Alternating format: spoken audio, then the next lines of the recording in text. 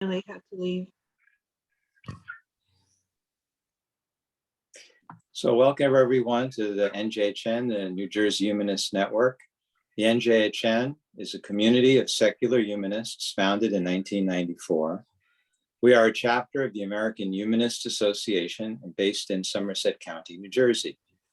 The non-theistic philosophy or life stance of secular humanism embraces human reason, ethics, social justice, and philosophical naturalism, affirming that humans have the right and the responsibility to give meaning and shape to our own lives. During non-COVID times, if you can remember them, the NJHN has had monthly program meetings at the Franklin Township Library and monthly dinners at the Omega Diner in North Brunswick. We also usually have a summer picnic, a winter celebration, and other occasional social gatherings. Sometimes we participate also in community events, and we do fundraising efforts for other worthy nonprofit organizations. Until this COVID crisis is over, hopefully soon, and we are confident that it is safe to gather again in person, we will be meeting here and participating only in online events. Next slide, please. Well, that's us from one of our summer picnics not too long ago. Can we have another slide, Brenda? Okay, so the NJHN is a membership-funded organization. All of our programs and other activities are made possible with the financial support of our members. Please consider becoming a dues-paying member of the NJHN in 2021. I'm not sure I see anyone here who is not already a dues-paying member, but at any rate, if you want to renew your membership, or if you're joining for the first time, use PayPal or a credit card on our membership page online at njhn.com. And there's a form that you can print out and mail to us along with the check. Next slide, please. Our book club is going strong. We have a couple of scheduled dates coming up, both modified because of the holiday season. On December 2nd, we're going to be talking about a book called Humankind, subtitled The Hopeful History. And on next slide, on December 30th, we'll be talking about Brian Stevenson's book, Just Mercy, which also has been made into a major feature film. Continuing on, we have two Human Light celebrations that we're all invited to. The first one is an NJHN, December 12th, we're starting at 11:30, 20th anniversary Human Light celebration. We are planning to have candle lighting, music, arts, auctions, games, and a 20th anniversary walk down memory lane with invited guest speaker, Pat Colucci, who used to be one of our members and in fact was on the board for a little while here. And then the next Saturday, December 12th is a Sunday. The next Saturday, December 18th, there will be a national Human Light celebration at 4 o'clock, going from 4 to 6:30 p.m. That is going to be bigger and better than ours in some senses. There is going to be a professional musician comedian as a MC. There's going to be a lot of arts shown, decorations, that sort of thing.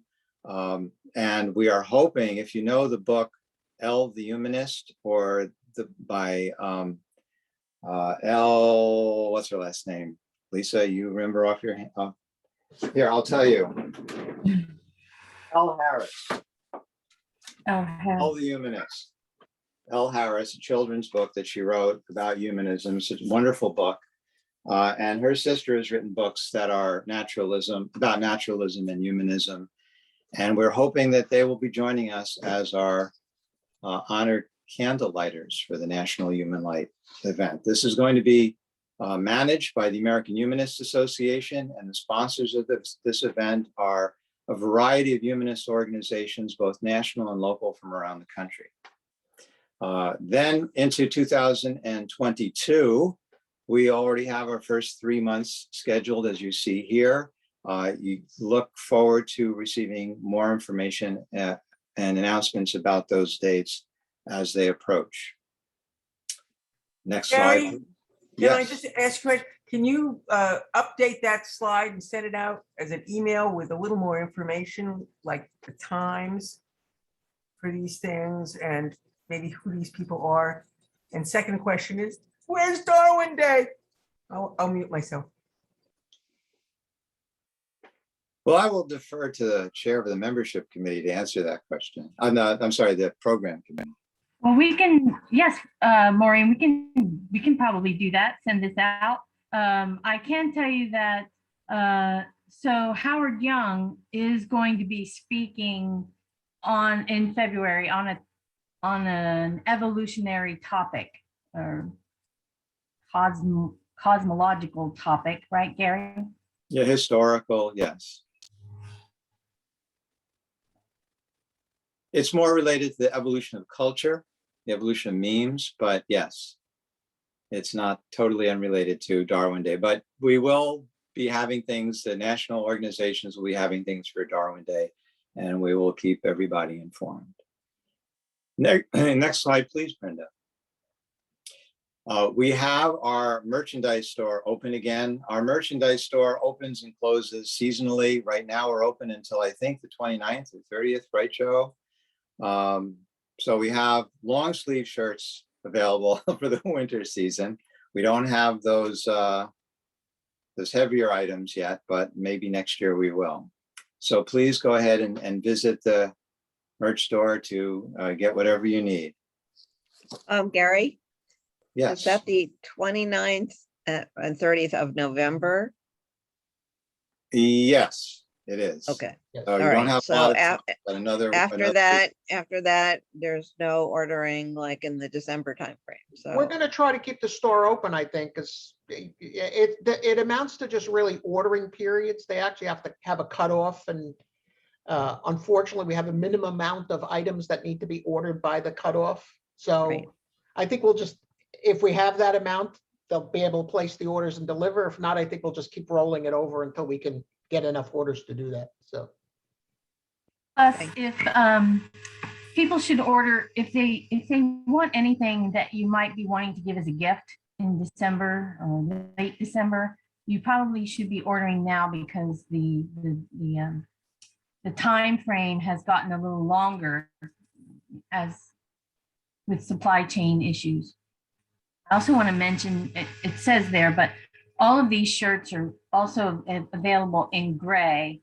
I think it's a little grayer than the shirts that Tamar and I are wearing. It's just a slightly darker gray.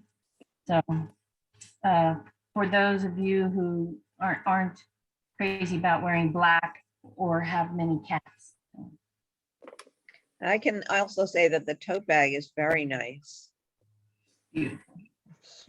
And Pretty just good one quality. correction, just one correction Okay. to the slide, which maybe I'll send Brenda an updated one, is unfortunately, we don't have the small logo on the long sleeve shirt. It is the full size logo on the shirt. And that just ended up being a cost issue that we needed to deal with. So, yeah, so it's a big logo, just like the short sleeve shirts on the long sleeve shirts as well.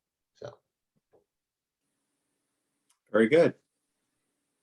Okay, a couple of, I'm sorry, before we go to our land acknowledgement, a couple of other comments I want to make. It is recommended by psychologists that in order to avoid Zoom fatigue, people kind of get worn out in part because they're looking at themselves the whole time during the meeting. And so feel free to turn off your video while our presentation is taking place. Our invited guest speaker is addressing us. And also I want to remind everyone that this meeting is being recorded, and we will try to make it available online at some future date. And at this point, at this juncture, I'd like to invite our program committee chair, Lisa. I'm sorry, we want to go ahead and to the next slide and have a land acknowledgement read by Tamar for the territory that we inhabit. Thanks. The New Jersey Humanist Network acknowledges the land which our members occupy today as the traditional home of the Lenape tribal nations. This land is part of the ancient homeland and traditional territory of the Lenape people. We pay respect to Lenape people's past, present, and future, and their continuing presence in their homeland and throughout the Lenape diaspora, which includes present-day New Jersey, Delaware, and eastern Pennsylvania along the Delaware River watershed, New York City, western Long Island, and the lower Hudson Valley. Thank you. Okay, so now I'd like to ask our program committee chair, Lisa, to introduce our speaker today.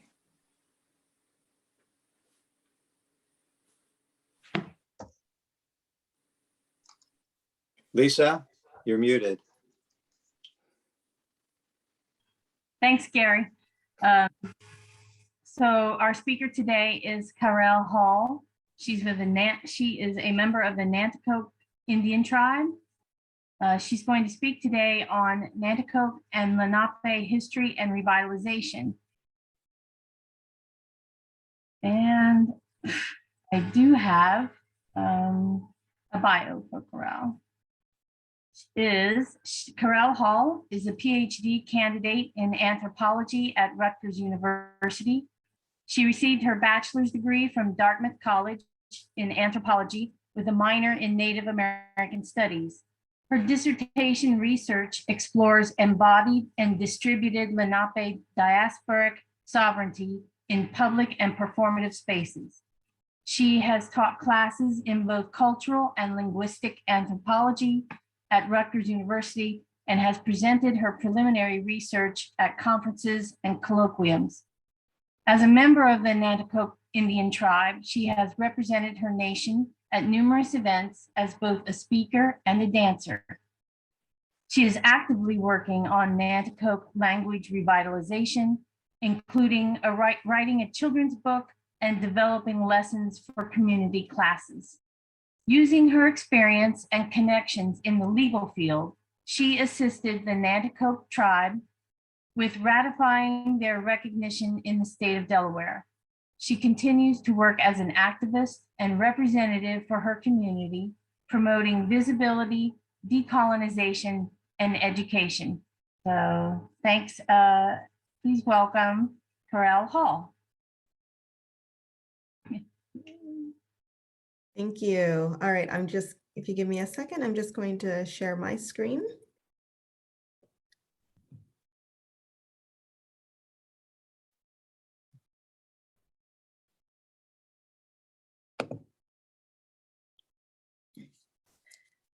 Quinganao Alomwa, Anishik Wamawen Alayotali Kwaikishquik, Nindashinzi Karelle Hall, Ninonjiayi Lanapokeng, Nawalotaman Wendak Takwach. So it's good to see all of you and thank you for coming today. My name is Karelle and I'm going to share with you a little bit about our Nanakoke and Lenape history and ongoing revitalization of our language and culture. And so the introduction that I just gave was done in the Munsee language, which is the northern variety of the Lenape language. So first, I want to just ground us in a brief geography and history of Lenape Hoking. Lenape Hoking means land of the Lenape. And so on the left here, you have what is the original territory of the Lenape people. So the pre-colonial Lenape Hoking wasn't one single political nation, but it was actually made up of several communities that were connected by shared kinship and history, culture, territory, and language. And throughout this long ongoing colonial period, their political affiliations and organizations have shifted to address the ongoing and changing political climates. So the color shading you see here on this map on the left represent the different language varieties that are present in Lenape Hoking. So this light green is the Munsee Northern dialect, and that's the one I just used to give my introduction. And then the dark green in the south is the Southern Unami dialect. And then in the middle, you have what we call the coastal or Unigloctical dialect. And then on the right here is the traditional Nanakoke territory. So it spans the Delmarva Peninsula along the Nanakoke River. And so this is where, my ancestors come from both of these communities.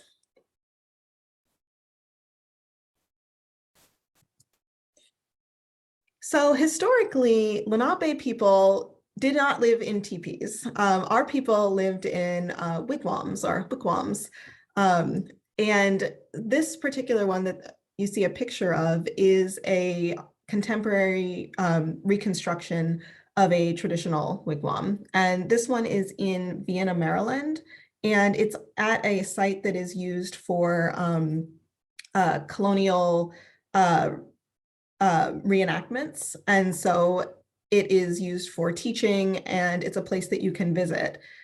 But the other interesting thing about this particular wigwam is that it sits on our traditional Nanakoke territory and within the bounds of one of our Nanakoke reservations from the early 1700s. And so some of the members of our communities have actually gone out to this location to talk with these historical reenactors and to develop a new relationship with them.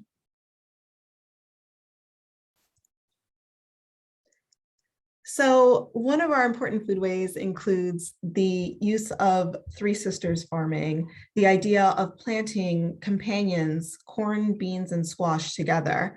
So you'll see in this picture on the left, you have the corn stalks that are growing, and they're providing anchors and stability for the beans that wind their way around the corn stalks. And then along the bottom here, you'll see the squash plants that'll spread out. And so each of these different plants help their, help their fellow sisters to grow better. And also the food that you're harvesting from each of these helps your, they actually complement each other from a nutritional standpoint as well. And so a lot of people today are using some of these ancient indigenous teachings to think about how to, create better, better farming practices for today. And then on the right here, just wanted to give you, one example of some traditional clothing items that we wear. So moccasins are really interesting because there are so many different types of moccasins all across Native America. And you could say that you could tell by where someone was from by looking at their moccasins.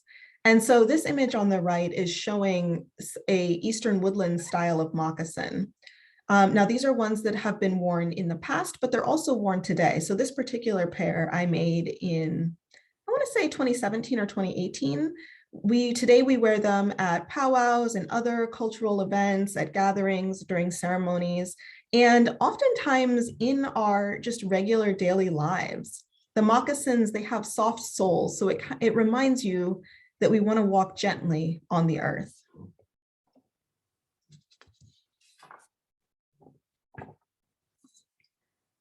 Wampum is also another really important thing to Lenape people specifically.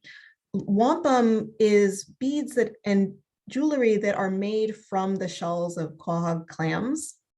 And so they were made into these beads, both white beads and purple beads, and they were strung together, sometimes as strings or into these full belts like the ones that you can see here. Now, wampum had a very particular significance to our communities, and it still does today. It's one way in which we represent and record our histories and important stories. It also is a form of treaties, both pre-colonial with other Native nations, as well as with the colonial nations. And so the image here, this wampum belt, is one of the ones that was presented to William Penn from the Lenape. And here it's depicting the Lenape are represented by the image on the left here, and the colonial settlers are represented by the image on the right. And these diagonal lines are representing the rivers. And so this treaty was made in the 1683 near Philadelphia. And for a lot of the settlers, the treaty itself with the signatures, that's what made it official. That's what the important document was. But to the Lenape, these wampum belts hold that same significance. So wampum is something that has been used by many communities, particularly the Haudenosaunee use wampum belts a lot. You may know the Haudenosaunee as the Six Nations or the Iroquois. That's all different names to refer to the same people. But there are people who live inland away from the coast. And so they would have had to trade with Lenape people and other coastal people in order to acquire the wampum to get those belts. So William Penn and the Lenape people organized several treaties. And in the beginning, many of them were friendly and negotiated with respect. However, things began to deteriorate pretty quickly. And so a generation later, William Penn's sons decided to not follow in their father's footsteps. And so many of the treaties that William Penn had made with the Lenape included these walking treaties. And so if they're looking to purchase tracts of land, they would negotiate them in the terms of the distance a man could walk in a day and a half, in Lenape terms, or what the equivalent to the English settlers would be about 30 miles. And so they negotiated several treaties with William Penn for these tracts of land. However, in 1737, William Penn's sons organized what has become a more infamous walking purchase to acquire more land. They negotiated one of these walking purchases with the Lenape at the time. However, what they did was they hired some sprinters and trained them very specifically, and they had them run as fast as they could for that day and a half so that they could really try to swindle more territory out of the Lenape people. And so that's just one example of some of the ways in which these treaty negotiations, continued to deteriorate, which led then to many Lenape people being forced out of their homelands. And so this map is showing just sort of broadly the path that many Lenape people took. So several of them went to Oklahoma, into two different communities in Oklahoma. Another group went to Wisconsin, and you had some that went to Ontario. And this map more specifically just shows some of those patterns. So the red marks on this one represent where the federally recognized communities are today. So you'll see that there's two in Oklahoma, one in Wisconsin, two in Ontario, and then the third one up there at the top right is the representing the Lenape people who joined the Six Nations. So I don't know if many of you know this, but there actually used to be an Indian reservation in New Jersey. So in 1758, the Brotherton Reservation was created for a Lenape community in what is now Burlington County, New Jersey. Now, this reservation did not last very long. It did not have very many Lenape people as part of it, but due to different, the settlers encroaching on their territory, they were unable to maintain this reservation for a very long time. And so by 1801 or 1802, the Lenape people who were members of this reservation left to join other Lenape communities up in Oneida territory. Oneida are one of the groups of the Six Nations of the Haudenosaunee or the Iroquois. And they were able to find other Lenape kin up there and travel with them to Wisconsin, where many of the descendants from this reservation live today. And although there are no more reservations, or there weren't any more reservations in New Jersey, there were still many Lenape people who did not leave their homelands. And so they formed small communities, bought private property, lived more or less on the edges of the settler society for a long time until after the 70s, when they were able to more publicly create a political presence. And so in New Jersey, there are three communities that are recognized by the state: the Ramapo Lenape Indian Nation up in Mawa, the Powhatan Lenape Nation, and then in the South, you have in Bridgeton, the Nanakoke Lenape Nation. And in Delaware, there are two communities. There's the Lenape Nation, the Lenape Indian Tribe of Delaware, and the Nanakoke Indian Tribe. And so the two communities in Delaware and the Nanakoke Lenape in New Jersey are actually sister communities. So they are all one giant extended family. So if you think about, in colonial times when you had a lot of Lenape people who were moving out of the area, but the ones who stayed, they banded together. They started to form small communities and to stay in touch with each other and intermarry with each other and to keep their own communities and traditions alive. And so that's why these communities today are sister communities. So for me, I am politically a member of the Nanakoke Indian tribe, but I have family members in all three communities. So I belong to all three communities. So today this is a snapshot of what Lenape Hoking looks like today. You have federally recognized tribes in the United States. You have federally recognized tribes in Canada. You have state recognized tribes in the United States, as well as numerous unrecognized tribes and people who trace Lenape identity and descent who are, unrecognized by any political entity in the country. And so here I've listed the state recognized tribes in New Jersey and Delaware. There are more, but just for the purposes of this presentation, I'm just highlighting the ones that are closer to home here.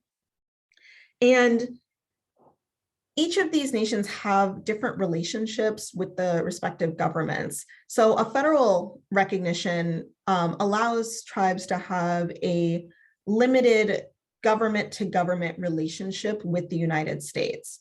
So doing that enables them to access and demand the United States respect the treaty rights, which are supposed to be enshrined as US law, but none of the treaties that have ever been signed with Indian communities have been fully followed through and fully recognized. And so having federal recognition does enable many tribal communities to to fight this a little bit and to get the federal government to acknowledge them as Native peoples. Now, state recognition, we have a little bit more limited abilities to negotiate for those same treaty rights. And oftentimes our recognition is a little bit more tenuous. So in New Jersey, some of you may or may not be aware that during the Christie administration, the three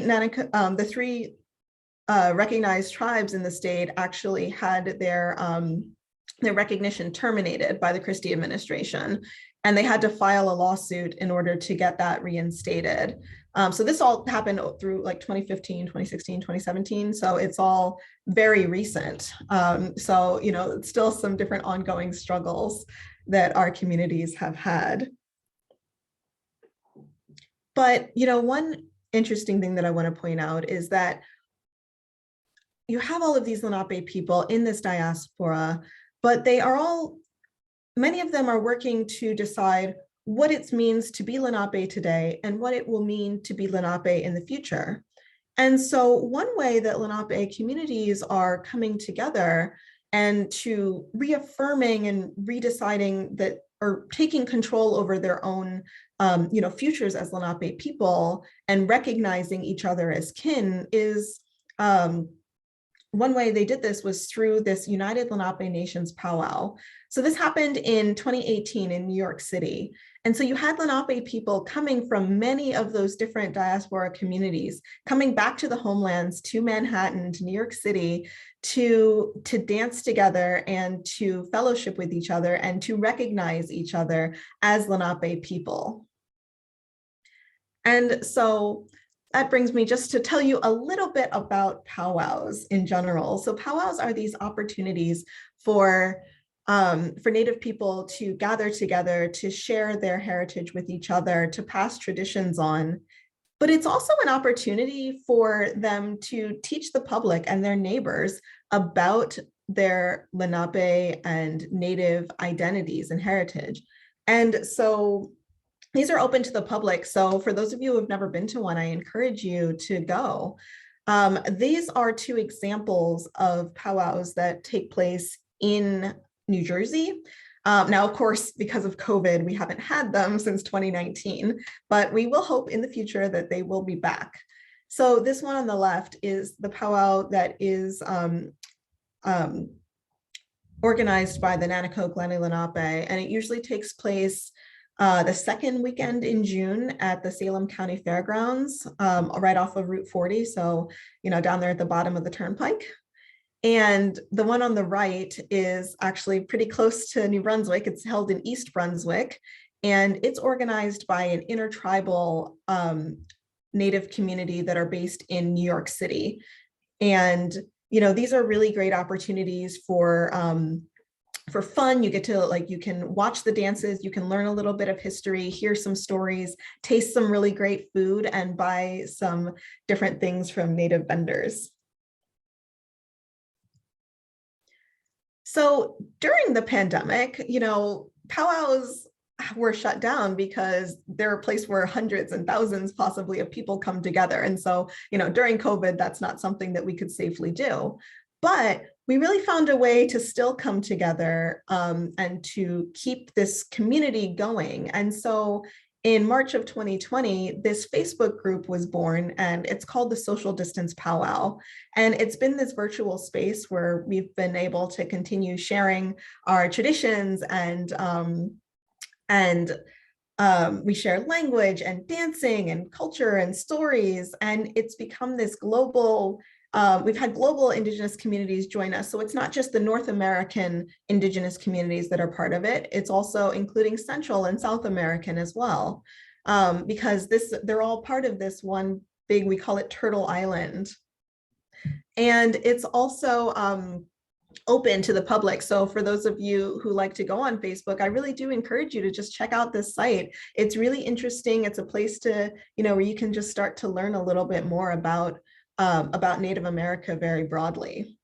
And it's also a space for us to organize around different political and social causes that impact all of us as Native people.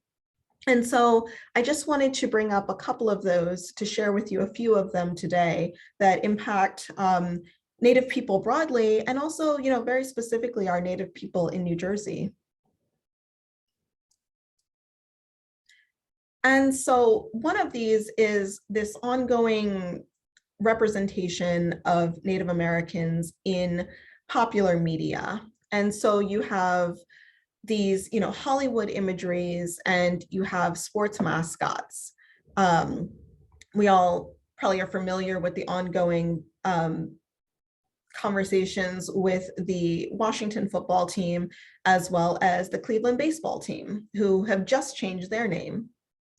But, in New Jersey, there are still so many schools that have Indian mascots as their mascots in the schools, and they have at the moment not much interest in budging on that.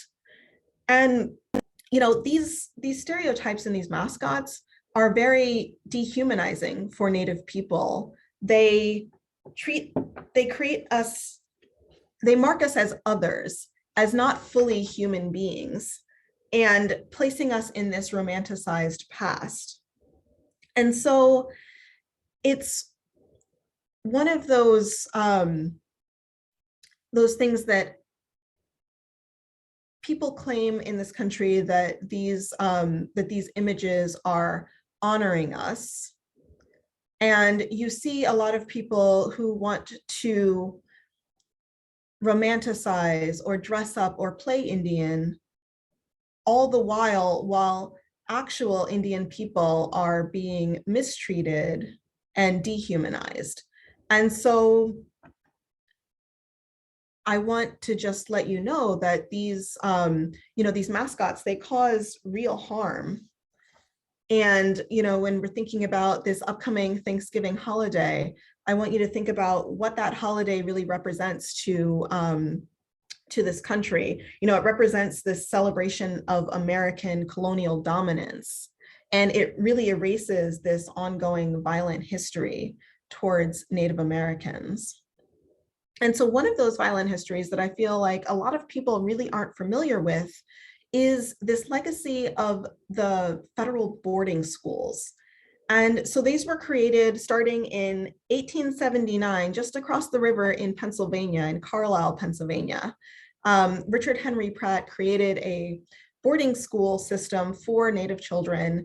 In his, to use his words, the goals of these schools were to kill the Indian and save the man. And so they were places where Native children would be assimilated into this Western American culture. And they were sort of being trained to become second-class US citizens. So many of the boys were trained in farm labor, for example, and many of the girls were trained in domestic arts. These spaces were also, many of them were run by churches. Others were run more like by public government organizations, but children were stripped of their Native names, their Native identities, their Native clothing, their hair. They were,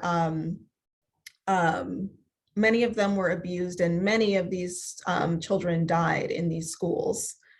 And there were Nanakoke and Lenape children who also went to these schools. So for people who do know a little bit about this boarding school history, they tend to think that these only impacted the Native people who were sort of out west at the time, but there were plenty of Native people, Native children, even children that weren't from federally recognized Indian communities who still were sent to these Indian boarding schools.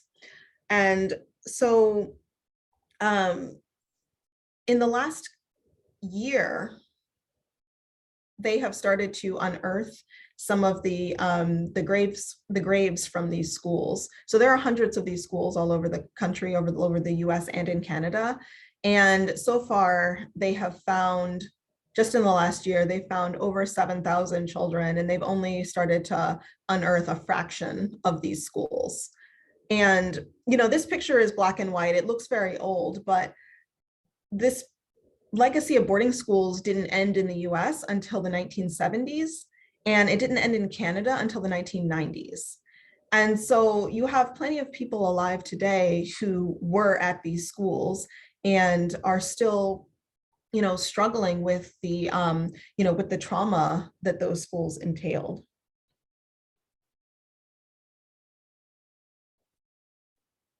Another thing that really strongly impacts Native people particularly is this missing and murdered Indigenous women. And so there are women from these Indigenous communities who are disappearing and being murdered at a higher rate than the national average. And because of their, because they're often in these vulnerable positions, there aren't as many legal recourses to, to solving these issues.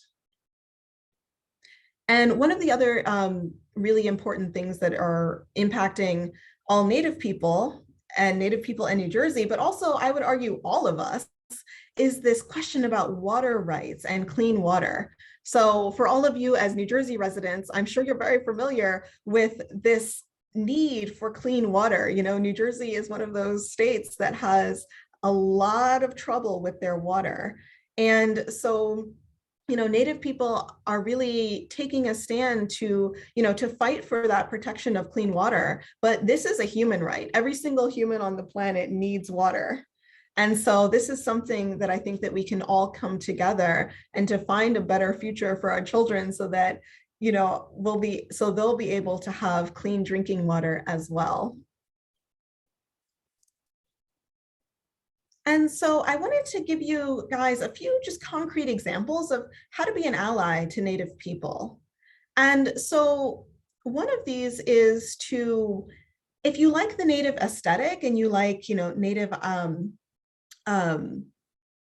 like clothing and jewelry and designs, I really encourage you to buy them from Native artists and designers, not from Native inspired items that come from commercial retailers, but to go to those individuals and to, to buy their products. And if you are, buying an item from a Native person, then it is, it's helping their community, and it's also helping to build a better relationship, with Native people. Another thing that you can do is to read more about Native America from Native American authors. And there are Native American authors that are writing all different genres of books. So you have people who are writing children's books, you have people who are writing, research books, you have people who are journalists who are, writing different types of articles. And so I encourage you to, read what these individuals are writing and to gain, their perspective about Native America and their people. And also to learn about and join these ongoing political or social struggles. For example, with the water rights that I was telling you before, like, water right, it's a human right. And many of the things that Native people are fighting for are actually really going to benefit everyone around them, non-Native people as well. And so, I really do encourage you to, to join some of them. And then lastly, as another example, is to and another way to actively learn more about your Native neighbors is to attend these powwows and other cultural events and, talk to Native people and see and learn a little bit more about them and, about their specific experiences.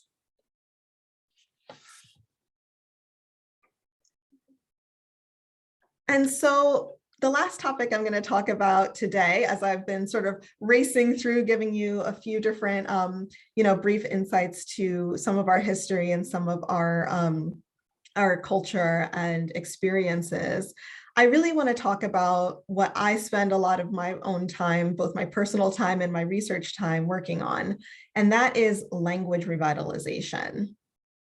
And so Lenape is a Eastern Algonquin language. And so the shaded area here on the right shows all of the different communities that actually are part of this language family. So it's pretty huge. So the ones along the East Coast, these languages here specifically are very, very close to each other.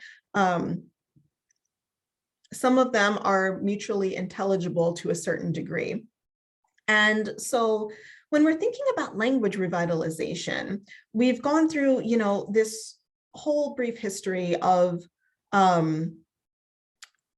of the ways in which there our languages and our cultures and our histories have, really been targeted. So a lot of communities are now having sort of fragments as they're trying to revitalize their language. So Lenape doesn't have very many first language speakers anymore. There are two main Lenape dialects. There is the Unami, the Southern dialect, and that one has been primarily preserved in those two communities in Oklahoma. And so they have had, when they still had a handful of first language speakers, they were able to start working with linguists and anthropologists to start to document that language, to preserve it, and then to try to teach it to their communities. The Munsee dialect, that northern one, is being primarily preserved in Ontario, in those communities in Canada, as well as a little bit in the Wisconsin community. And so the same thing, they have a few first language speakers, and they've been working with them to document and to to teach these languages and to have a record so that they can continue to pass them down to new generations. Here in New Jersey, they are the communities here, you'll see them working with both Munsee and Unami. And the Nanakoke language, which is that one a little bit further south, is another dialect. The Nanakoke people, we are historically descended from the Lenape. The Lenape are often considered to be the grandfathers of all Algonquin speaking people. And so like the Lenape, it's the old language, it's the root, it's the historical one. And so as different communities are working on their language revitalization, they're able to lean on their neighbors, their other, and share some of these archives and resources because the languages are so similar. So for Nanakoke, we don't have any first language speakers and haven't for several generations, but we have some historical dictionaries that were created in the 1700s. And we also have all of our neighbors who are part of this language family to lean on. And so we are able to, with the help of a linguist, reconstruct some of the words that we don't have, interpret the ones from the old dictionaries, and also borrow from our neighbors to create a new and living Nanakoke language that we're able to pass down. And one interesting thing about this pandemic has been how it's impacted the ways in which we are sharing and conducting language revitalization, because we're able to use Zoom now to connect people who are working on language revitalization who are very geographically separated. So one of the ways that I've been able to learn Munsee is through my teacher. She is in Ontario, but I can just, from my home down here in Delaware, I can log into a Zoom class and interact with, with her in Ontario and with, other classmates that are all over the US and Canada. And so the pandemic has been really interesting, and it's been interesting to see how Native people have used it and the resources that have been created from it to help our language revitalization programs to move forward. And so I thought I would end my presentation today by teaching you guys just a little bit of the Munsee language. So I know everybody's on mute, but you can just say after me. I'll know that you're doing it. You can repeat after me some of these phrases that we're going to learn in the Munsee language. So the first one is, if you want to ask someone, how are you? You'd say, Kiha Kolamalsi. Kiha Kolamasi. Kiha Kolamalsi. Kiha Kolomalsi. And then the response to that, hopefully you are feeling well, because that's the one I'm going to give you as a response, is Ni Nolamalsi. Ni Nolamalsi. Ni Nolamalsi. Ni Nolamalsi. So now you can have just a brief conversation with somebody in the Munsee language.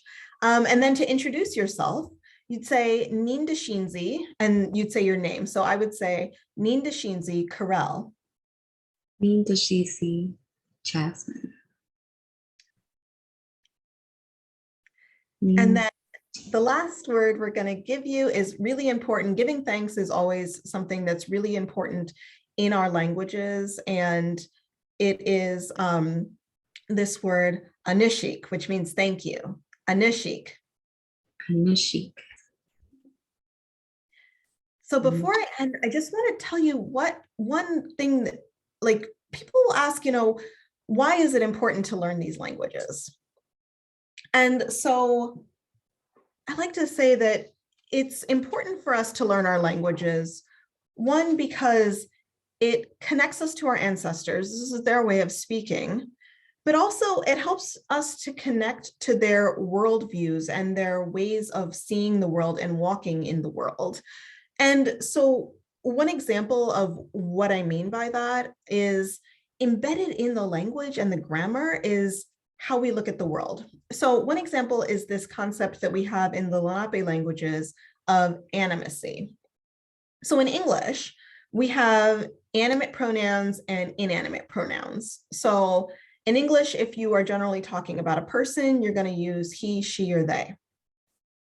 And then if you're talking usually about anything else, you're going to say it. So if I'm talking about a person, I'll say, she is going to the store. Or if I'm talking about, this mug right here, it. Or if I'm talking about a tree, I would also probably use it. If I'm talking about a spider, I'd probably use it. as I run away screaming, possibly.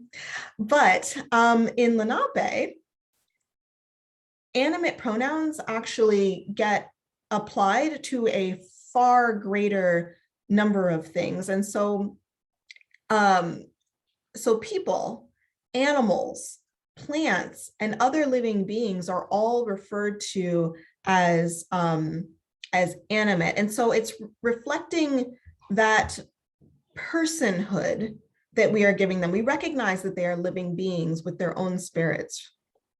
And so if you can imagine how that shapes how you view the world and how you orient yourself in the world, this idea of seeing the world as full of animate beings versus this hierarchy of, you know, humans above other living beings and then other things. And so, you know, one way that we can reconnect with the ways that our ancestors viewed and walked in the world is through language.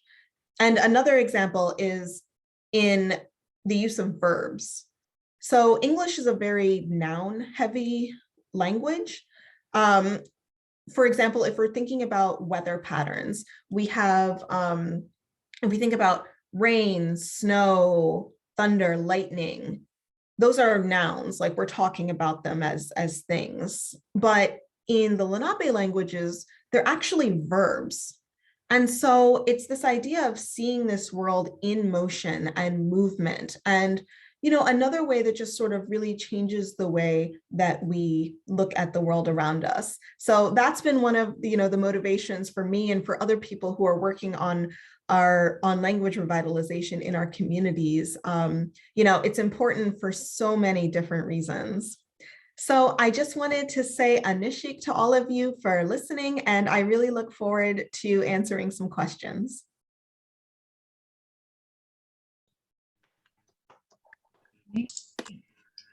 Thank you, Anishik. Yeah, thank you very much. Anushik. Thank I you. think we'd like to So, get a list of the reading recommendations. Sure. If you want to like send that to us later, if you don't have them readily available, or throw them in the chat. Sure. So you just on which topics or any topics or what we Well, I mean, you recommended, you know, for us to read books written, history books written by Native Americans. So I think that's a good starting point.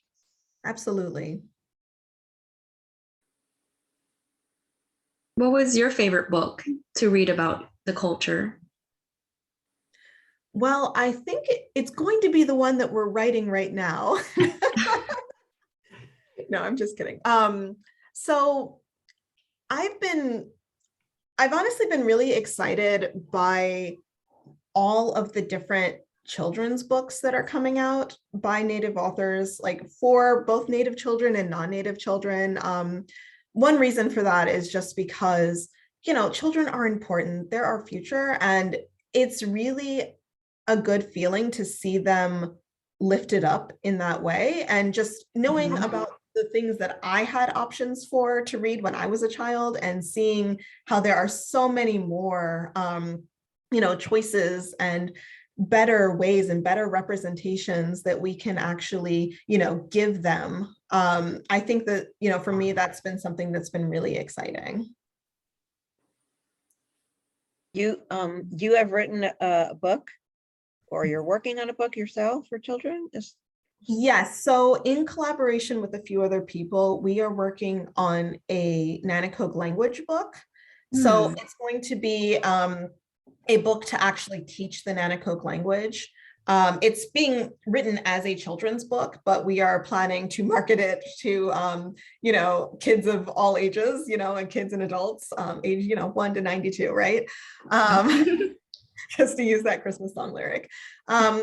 But it is, you know, it's colorful, it's broken down into, you know, like short themes and topics. And so it's very much geared towards children, but we are, you know, hoping that it's going to be a resource for, you know, for many people to use. So there's like a chapter on family, there's one for greetings, there's one for food and for colors, numbers, all those types of lessons.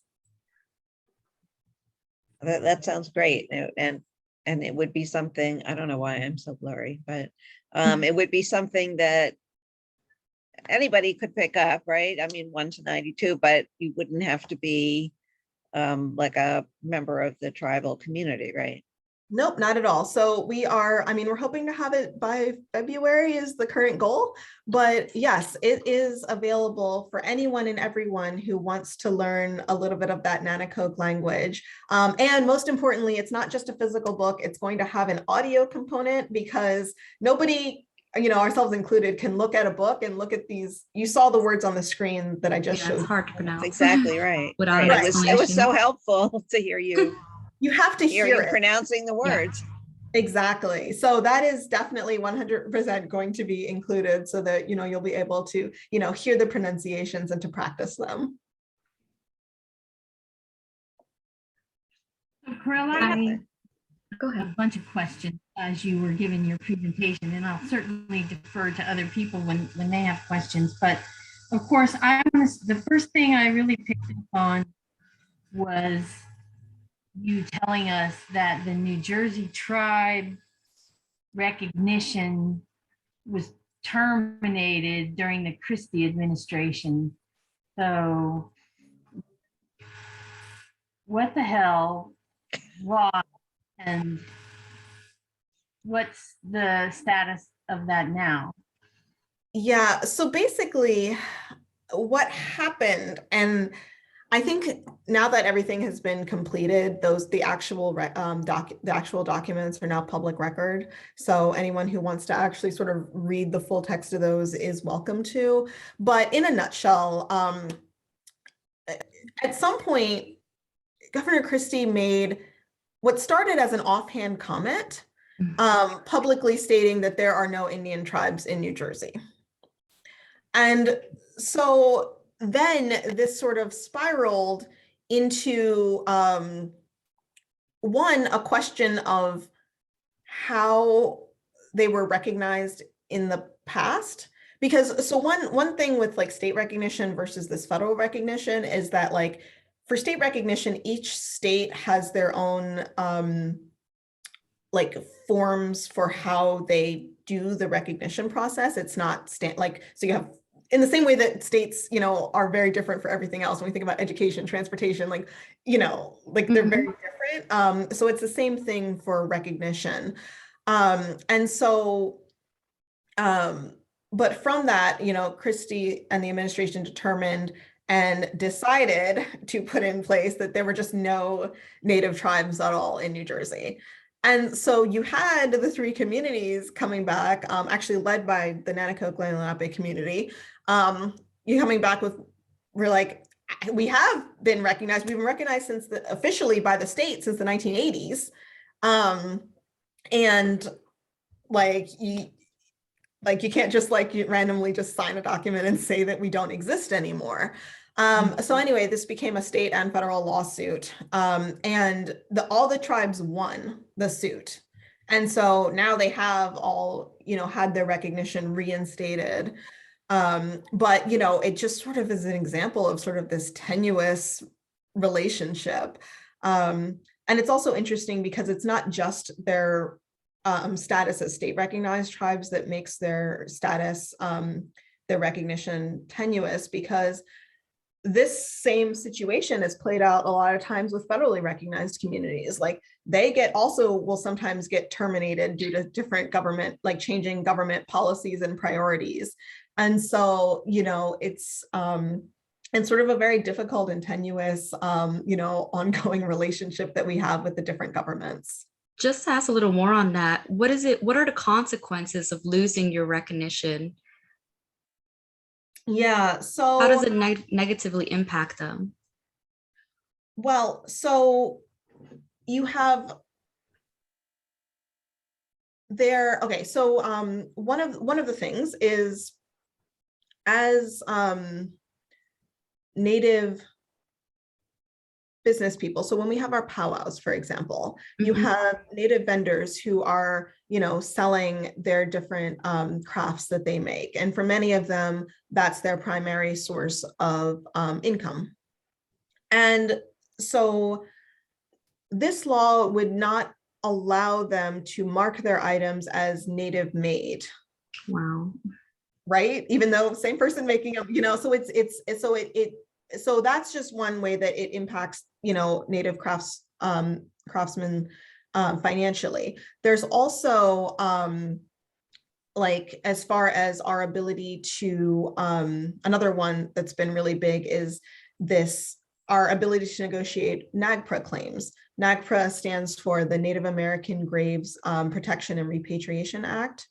And so primarily it's something that federally recognized tribes have access to, but also state recognized tribes have been able to negotiate relationships with that. And so basically when you have human remains that are in museum collections or other collections, this act enables them to have these, relationships and conversations with tribal nations to repatriate or to give back those bones so that they can be taken care of in a respectful way. So you don't have just these bones that are on display in these very inappropriate ways in different museums. But not having our recognition also doesn't allow us to have those negotiations as well. So it pulls out some of our our abilities to and also our abilities to just operate as a political entity. It also, for communities who are looking to get federal recognition, now that's a whole nother process that is very sort of difficult, convoluted, expensive, and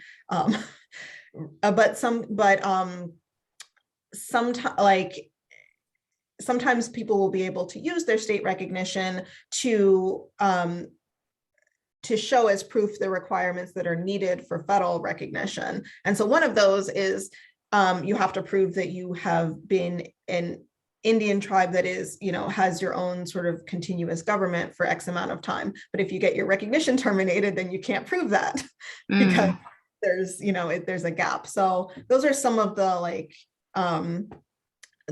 some of the sort of tangible ways in which that was a real big problem. And Karelle, my question you. related to that was there any motivation beyond the offhand comment that made the Christie administration do it? I won't pretend to know what was in Chris Christie's mind, but, he's never been a friend to us. So, I think that it's, Was there any political or, I'm sorry, was there any political or economic stuff that they tried to do during the time when they, when they cut the recognition? I think as far as economic, I think it was mainly about Native business owners, having their work disrupted. But it was just kind of a mess for 3-4 years. Yeah, could imagine. Yeah. I think we've heard there's been quite a bit of stuff in the news, not necessarily recently, but about the Ramapo reservation area and, what developers can get in there and do and can't do. And that was actually motivation for unrecognizing them. But so basically tribal recognition is a political football. Is there, and at both state level and at the federal level, is there anything that can be done to stop that? You can't just keep giving them recognition and then taking it back and giving it and taking it back, depending on who's in the office. Right. So I think, so one of the,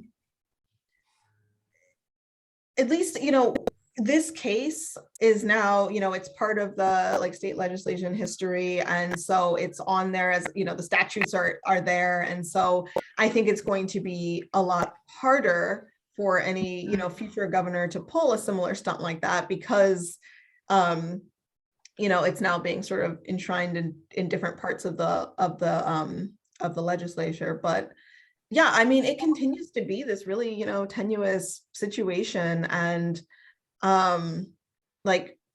federal recognition would give us a little bit more stability, possibly. Um, but you know, like they're but so long as our tribal communities are under the jurisdiction of the United States, there's always going to be that threat. You were talking a little bit about powwows, and I was very, very lucky to actually go to one this year. And it was September 25th, and it was in Iron Hill Park in Newark, Delaware. Oh And yeah, it was wonderful. And I have this, like, they had like a fried bread that they sold there. Do you know what that fried bread is called? yeah, it's called fry bread. It's just called fried bread. Yeah, They so had with like some it was almost like a funnel cake because they had like sweet stuff on it too, and they also had a version that was savory with meat and like lettuce and cheese on top, and I thought that was really interesting. yeah, so fry bread is called fry bread, just FRY, you know, bread. Oh, okay. And, and the savory one with the like sort of the taco toppings is called an Indian. Yeah. It's called an Indian taco almost everywhere, but if you go out to Navajo Nation, it's called a Navajo taco. And just like funny points that they have. But the fry bread itself has a really interesting history. So I can just give you sort of a brief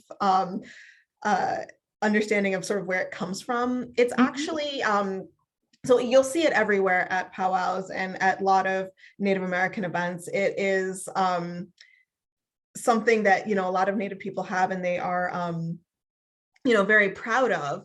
But it's not a traditional food in the sense of it's not a pre-colonial type of food, right? It's not something that our ancestors were eating 600 years ago. It is a fried dough. It's very similar. It's, you know, similar to like a funnel cake or, you know, those other types of like deep fried flatbreads that we have that you see. And it actually came about from the reservation period. And so when Native people were being forced off their lands and onto these reservations,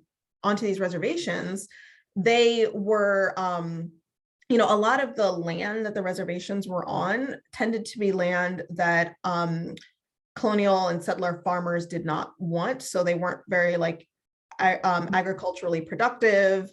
And so, you know, a lot of times there's these wastelands basically like in the spaces, you know, prime sort of locations. And so one of the like stipulations in these treaties that Native people were forced to sign is that, you know, in exchange for, you know, for the land that you're giving up, we are going to pay you in like the compensation will be, you know, like food, clothing, education, X, Y, and Z, right? But of course, the federal government is giving them the worst possible, you know, parts of all of that. And so the food rations that often went out to these reservation communities were basically, you know, flour, salt, lard, you know, like, and that's what they had to now work with and eat and turn into something that's edible.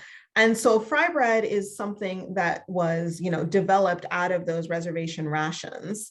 And so it's not healthy. It's not a healthy food, but, you know, it has kind of a, an emotional connection because it is sort of representative of our resiliency and the ability that we can, you know, that we have, you know, sort of survived, you know, this period, and that, you know, we were able to create food out of basically nothing. And so that's one of the reasons that, you know, fried bread, and also it's just very good. It's fried dough, right? It's delicious. So that's, you know, one of the reasons why. During the powwow, they also said that the following week they were going to have like a march in Philadelphia. I don't know if you knew about that. It was like it was a powwow or some kind of thing in Philadelphia in which they were going to group together just to like make a statement. Or at least that's what they announced during that powwow. Just because like that time period, there were so many different events. I'm not sure. So I do know I can't remember which march went with where, but I do know in Philadelphia over Indigenous Peoples Day weekend, they did raise a flag that flew as high as the US flag and the Pennsylvania state flag at City Hall throughout the Indigenous Peoples Day weekend, just as a recognition, and there were a lot of Lenape and other Native people who lived in the Philadelphia area who came out to attend that. Well, I have a couple of trivial ones and maybe one more weighty too. So maybe I'll ask the more weighty one because it was about the Indigenous Peoples Day versus Columbus Day. And just if you didn't really mention it when you had it on the slide, and I just wanted to know if you could elaborate a little bit more on what the Lenape people or the, what their stand is and what they're doing about it. Because that kind of is what precipitated actually us seeking out a native speaker was that, yeah. Sure, absolutely. So, Indigenous Peoples Day is something that, Native people all over what we call Turtle Island have been really, fighting to have. So that's Lenape people included, because, Columbus, first of all, he did not discover America. Like, you can't discover a land that people are already on. He only, he never actually set foot on North America, but that's honestly, to me, like that specific part of it is a little beside the point.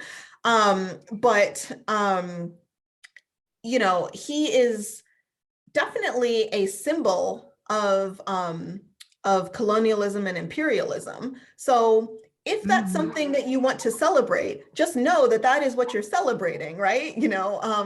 And so, like, he, in both in his actions and the symbolism around him, is, representing, all these different, European monarchies that are looking to randomly, claim, all parts of this country and this land, and, through any means necessary, right? And so, he himself committed a lot of atrocities against the Taino people, and just kind of really kicking off this, multi-century period of genocide and land theft and everything else. And so the idea that that's something that we want to celebrate in this country, I mean, it does tie into the same ways that we celebrate, like Thanksgiving and other like representations of, American colonial, like manifest destiny. But you're really looking to have, to really re-examine that history and to find a better way forward. We can't set this, we can't set him up on this, this pedestal like this.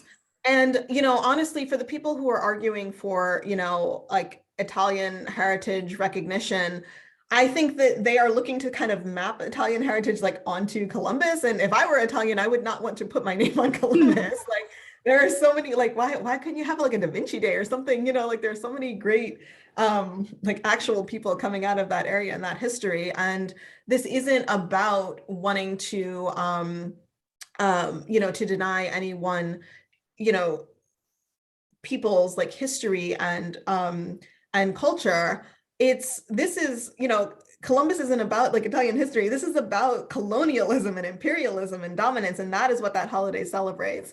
And so for us as Indigenous people, like replacing it with Indigenous Peoples Day is, an opportunity for us to both remind everybody that we are still here, despite everything, we are still here.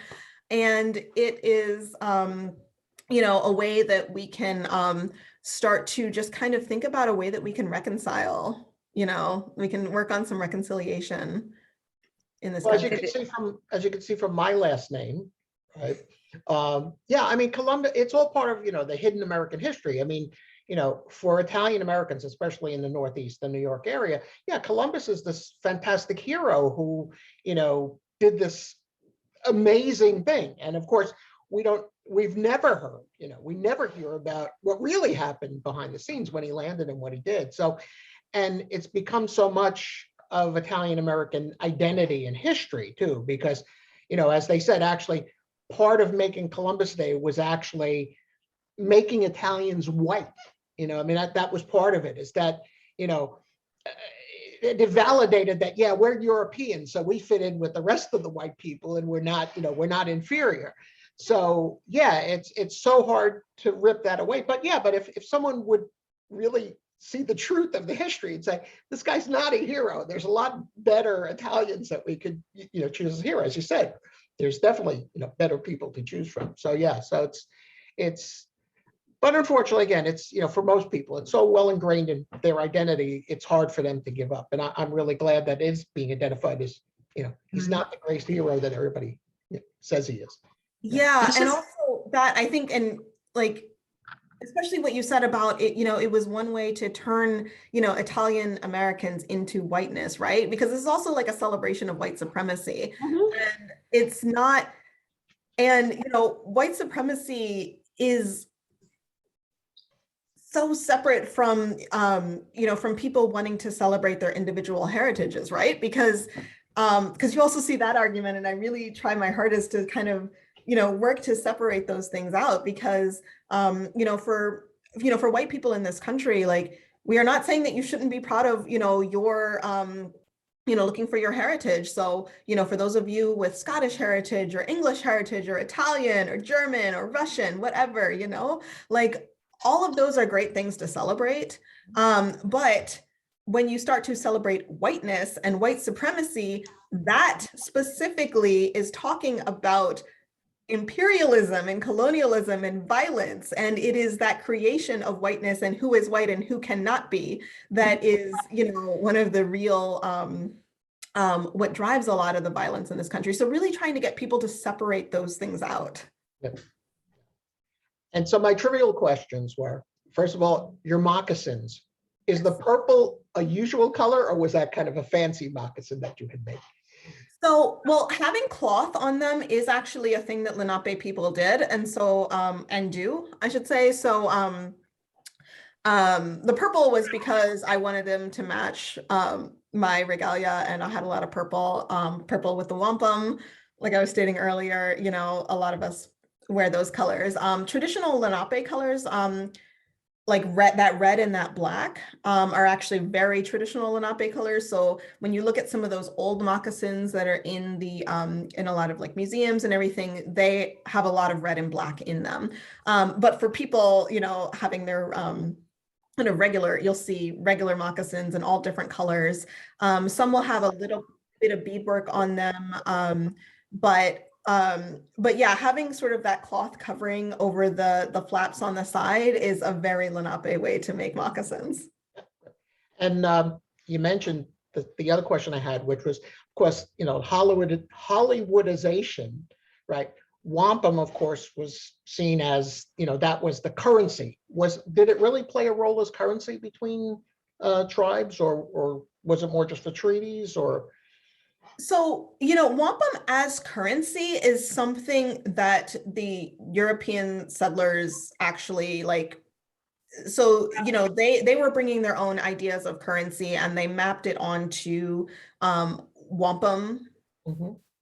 So I would not say that that Native people historically have used it as currency, because it's not exactly the same. So wampum certainly was traded.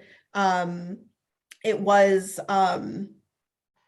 in some cases, it did, sort of mimic the ways in which we think about economic exchanges. But I don't want to equate it to money, because that kind of flattens a little bit of what wampum actually did and represents. And so, for example, wampum, back to that little grammar lesson I had at the end of my presentation about animacy, wampum is animate. And so that already tells you just a little bit about this relationship. So part of it is tracing the actual shells coming from, those clam shells, coming from those living beings. But also, wampum, it is, the ways in which it gets used. It gets used in ceremonies. It gets used in all of these really formal exchanges. So it is a treaty document and has just as much significance as, our Declaration of Independence, for example, so it has, I guess, a lot of, political significance as well. A lot of times people would also just use strings of wampum to relate they would be attached to different oral histories. And so you would be holding that wampum strand while you're relating these histories, or if you wanted to say something and it would be like a representation that you are telling something important and true. And so, you know, it has, but when the settlers were coming and seeing some of the importance of wampum, there are actually many of them who started manufacturing these wampum shells themselves. And there's some, you know, some people have written a little bit more about that. But they were using them as currency. So you'll see in some, if you know, read some of those colonial like trade documents and lists, you'll see that like wampum is exchanged along with like furs and, you know, like clothing and rifles and, you know, other things like that.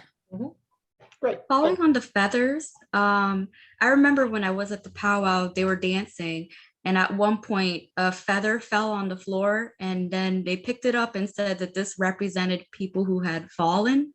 Is that right? Yeah, so that's specifically an eagle feather. And so, yeah, I think that was, who was it? Louis' feather had come off his regalia. So, you know, feathers are really important, particularly eagle feathers. You will see a lot of people wear them during powwows and as other parts of their regalia. And one of the connections is that like birds are they're like spiritual messengers. They're the connection between, you know, the human beings and the creator. They fly high. And so, you know, when you're wearing those feathers, you're able to both like carry and send prayers with them. And so so if you're having one that's fallen, then you know, it's one way that people have talked about it is the idea that, you know, this you know, everything that's embodied in this feather, you know, the prayers and the people that it's representing, you know, that's also fallen as well. And so you want to sort of treat it, and you have a little bit of a ceremony to kind of to, you know, address that problem. So they're saying like, you know, when like if a feather, you know, like falls off of you, like that's, you know, that in itself is a type of message. And so it's something that we wanted to, you know, that we address in those moments with that type of, you know, ceremony that you saw there. I have a Phil. Oh, go ahead, Sorry. Gary. You sure? Yep. Okay. I have kind of a philosophical social question. We are humanists, we're secular. From the point of humanism, at least the way I think all of us would understand it, there is absolutely no justification for what the settlers did to the Native American people. We're all the same. There's nothing that makes us any better than anybody else. But what would, as far as you can tell, Native Americans in general, or people from the Lenape heritage in particular, think of secular people? Would there be a problem?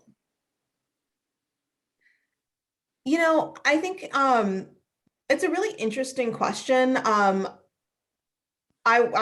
give you a little bit of a perspective on it, although I will say that I don't pretend to speak for anyone other than myself. But you know, in a lot of these Western traditions, you have a very interesting sort of divide between, you know, religion and like secularism, and like that sort of divide you don't really see it exist in a lot of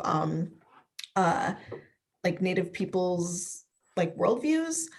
So the idea that you have like, that's why we often will call our practices more like spirituality versus like religion, because we don't necessarily want to tie it to the ideas that we all have when we think about organized religion, because that's not necessarily like how a lot of our, you know, how our worldviews work.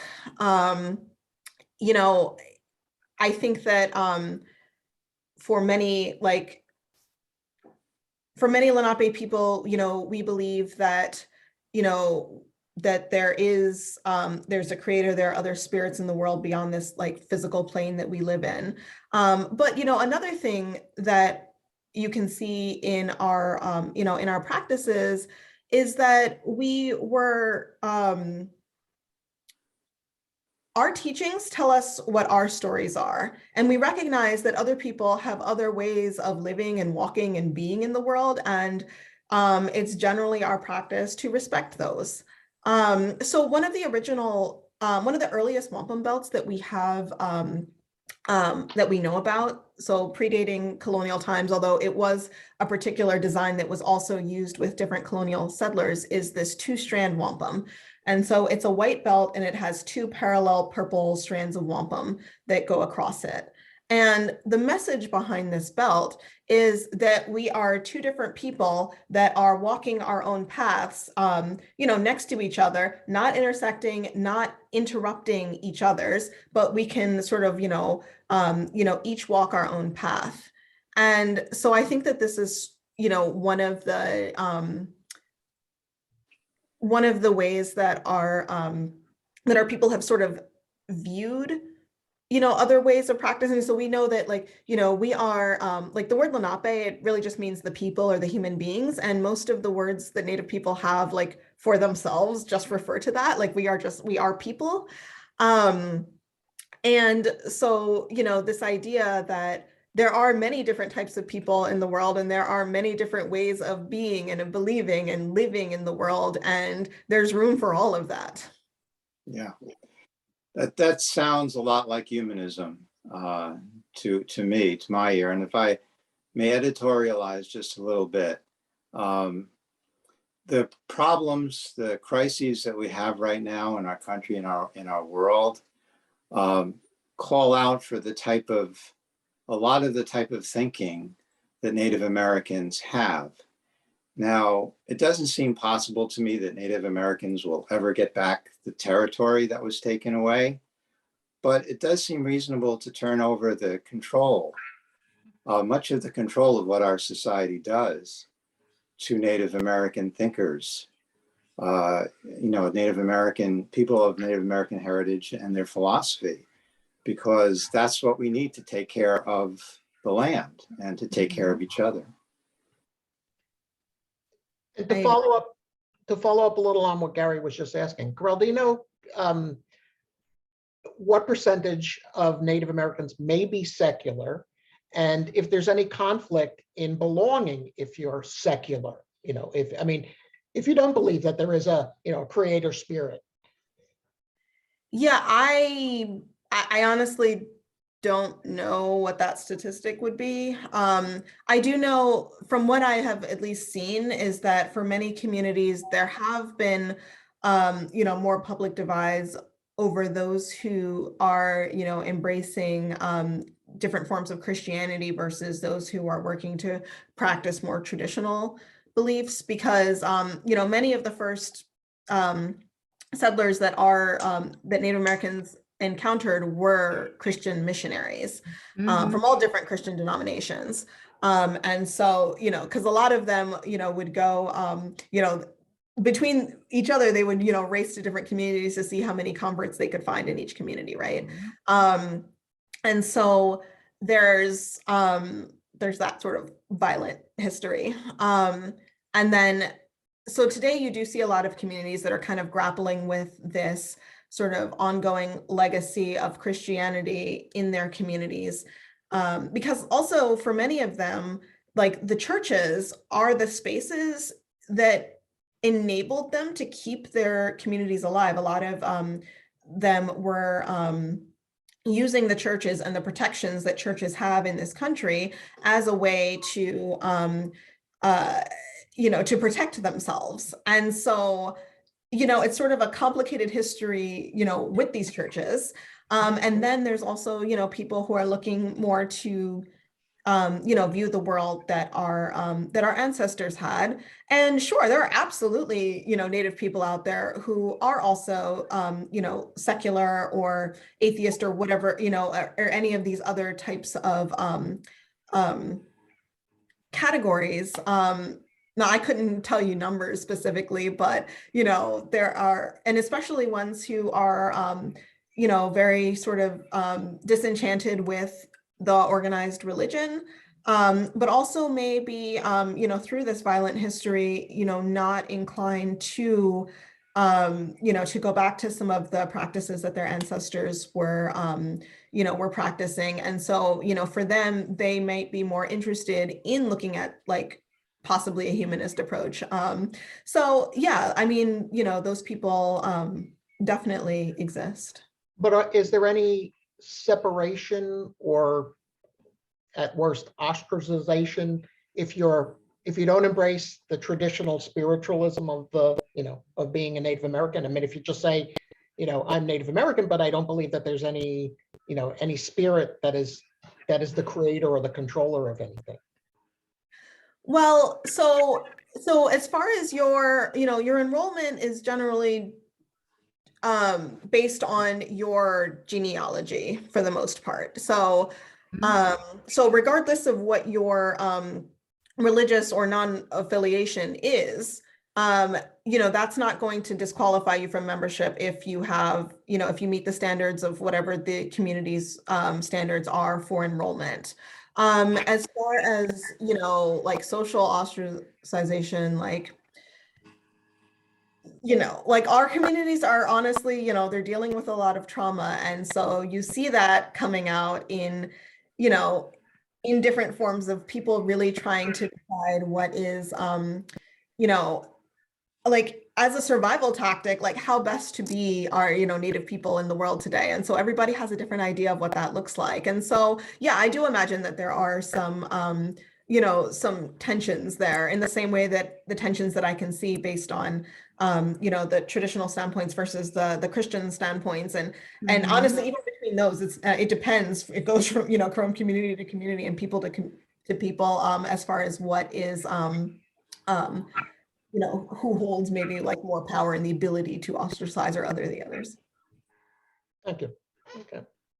I have two quick questions, and then I think we need to wrap up, at least the formal part of the presentation. And I want to ask, because this is always a very difficult topic, you gave recommendations about where to buy clothing or, other jewelry and that kind of thing. And I think that has become a difficult thing for non-Native people in dealing with cultural appropriation. So can you speak to what you think? Is it okay to wear Native American made jewelry or wraps or? Yeah, no, that's a really good question. So thank you for bringing it up. So appropriation, continues to be an ongoing problem that we have. But yeah, so one way is to buy things from Native artists. So if you want a pair of, those beaded earrings that you see Native American people wear, you can, I encourage you to purchase one from a, from a Native person, and you can wear those. Now, when we're talking about regalia, so for example, it's never really going to be appropriate for a non-Native person to wear a feathered headdress, even if it was made by a Native person, because, those are very much tied to our, to our spiritual practices, to, to our societies and the actions that we do in them. Now, I'm not saying there are no circumstances under which like somebody might be granted one for different types of deeds, but like something like a headdress is, it's very much like a regalia piece, and it is, it has its own spirit and its own like significance that is not something that can be sort of, like bought and sold as, as a commodity. And so it is sometimes hard for, non-Native people to, to navigate those, that line. But when you go to Powwows, for example, most of the things that are on sale there are intended for, both native and non-native consumers to wear. And so if you want to wear, like a water is life t-shirt, like please do, because water is life, water is important. And so, so things like that, or, if you They're do, selling flutes as well. The one you put water in and you blow, like flutes. yeah. So, some of those pieces, and some of those pieces are honestly like designed for like tourist consumption. And they're not the same things that we would use for, for ceremonies and practices. And so, I would say, like, as a best practice, like, continue to just, go to these events and talk to the people who are, who are making these items. And, they are more than happy to have some of these conversations. And like, I think the more that you get to know, Native people and you talk to them, there are Native, like, high fashion designers right now who are making, couture, like, clothing. So, and those are for, they're designed with Native aesthetics, and Native people are very encouraged to wear them, but they're also not only for Native people to wear, because these Native artists, they want to normalize, their own contributions to, to our current society. And in the same way that we have, in the same way that you can also buy other, like non-appropriation, international, like, designs and everything. So it is a little, especially with the sort of this ongoing, sort of like violent history and appropriation, and stereotyping that's going on in this country. It's like, it is sometimes really hard to sort of navigate that. But yeah, just again, I do encourage you to, to go and talk to those artists, and to, to go to more, events where you are meeting and talking to Native people, and you start to be able to see some of those differences a lot more clearly. As I said in the chat, I really appreciated from the videos that you sent, that I posted in the chat, that I learned for the first time, that it's regalia and not costumes. Yes. And I was immediately struck by, it never occurred to me.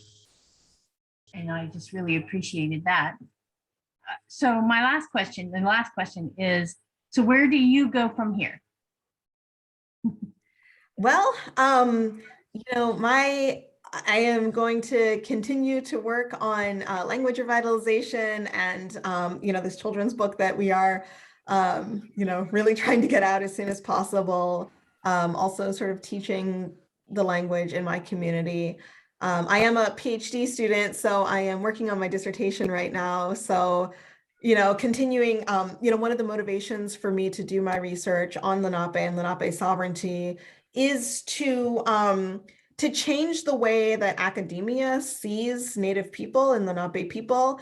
And so not just, as this like anthropological study of the other, but to have, to bring us into these contemporary conversations on like sovereignty, like what does sovereignty mean and how can we understand it and what does it look like? And so for my project, really looking at, how Lenape people create sovereignty, is one way to kind of change the way that we, as academics, look at and talk about and think about Native Americans. I have Sorry. I have one question that I wanted to ask, if that's okay, before we wrap up. So I have Gary's, my nephew's told us that he's attending a National Day of Mourning on Thanksgiving Day. Do you have information about that, or could you send us a link to?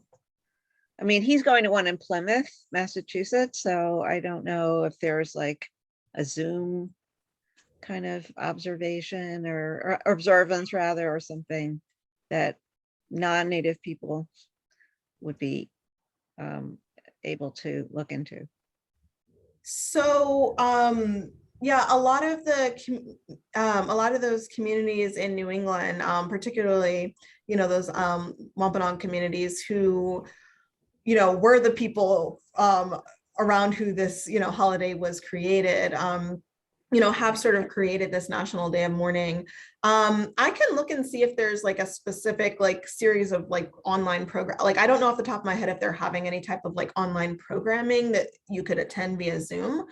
But I mean, if that's the way that you choose to go as far as how you want to observe Thanksgiving, that's something that you could also do, independently. So, like you could have sort of conversations, within your own family or whoever you would regularly gather with, during this time to talk about,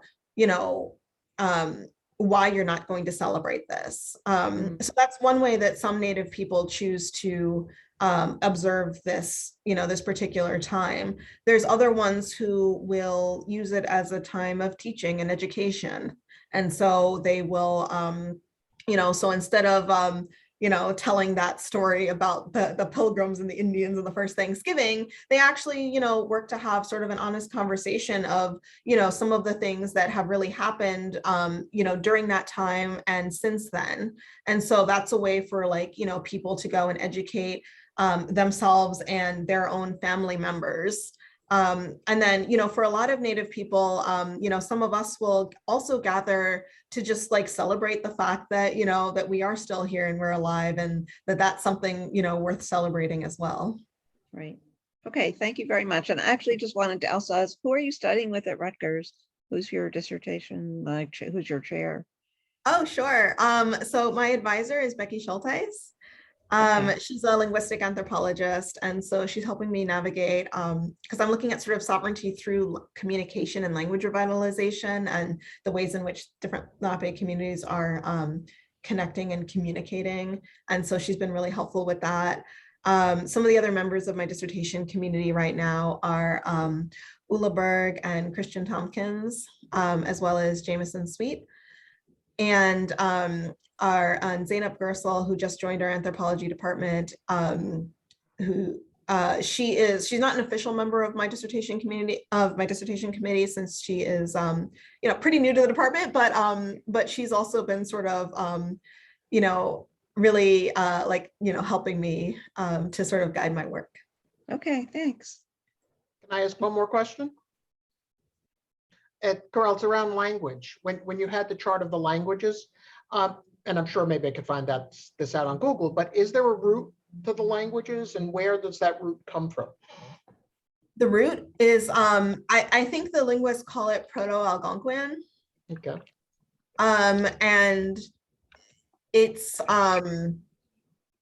it's like, so when our linguist is, like tracing either the etymology of certain words or looking to reconstruct words that we don't have, they'll go back to that Proto-Algonquin and then figure out what some of the sound changes are that are, more common for, for our dialect and our version. And did that originate in North America, or is it go back even further? Okay. Yeah, no, it's an northeastern North American language root. Okay. Thank you. Okay. Thank you very much. Yeah. That's terrific. Yeah. Thank you for sharing all this information with us. Thank you, Karelle. And It was good wonderful. luck. Good luck with your dissertation and Yes. and all of your undertakings. Thank you. No, really great presentation. Thank you very much. Yes.